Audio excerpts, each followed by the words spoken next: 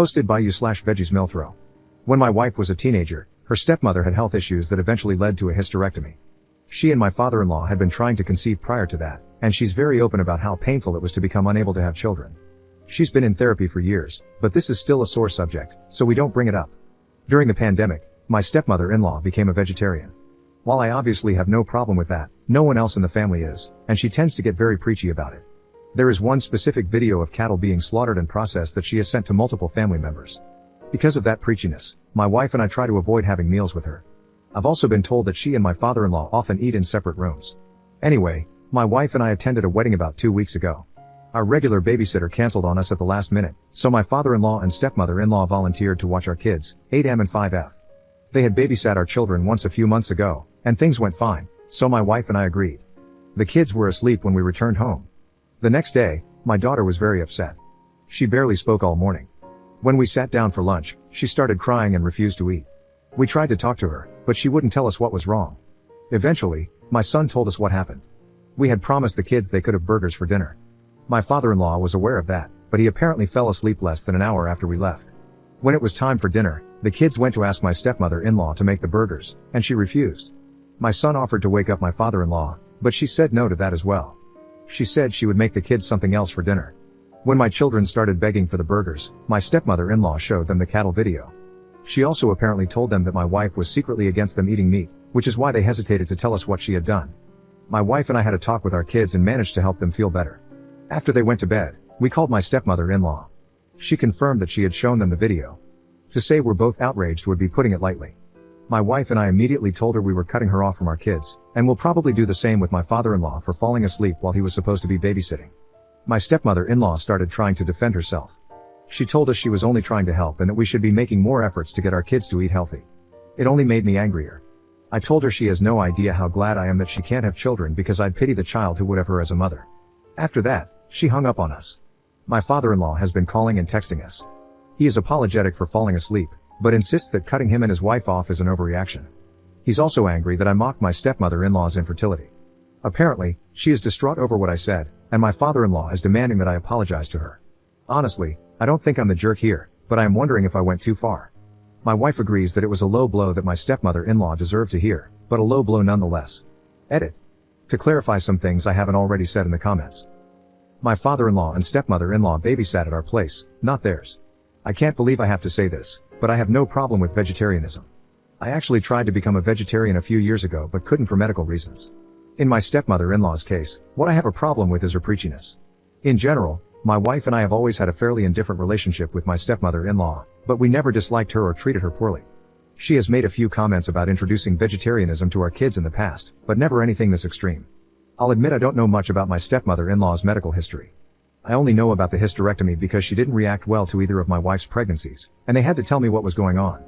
We promised the kids the burgers back when they were going to be watched by their usual babysitter.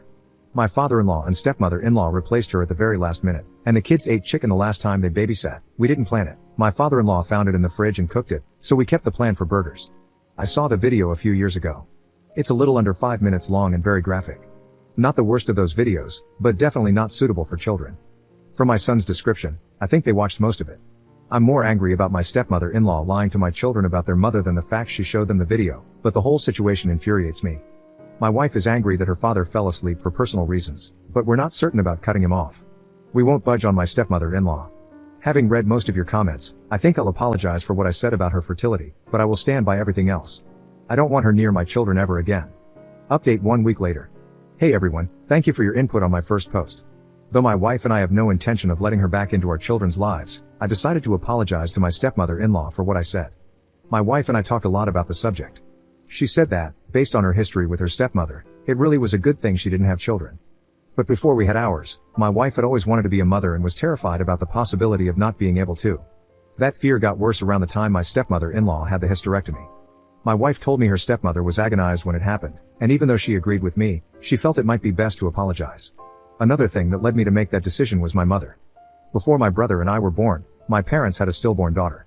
They didn't talk about her much, so I didn't even think of it at the time, but my brother brought it up a few days ago.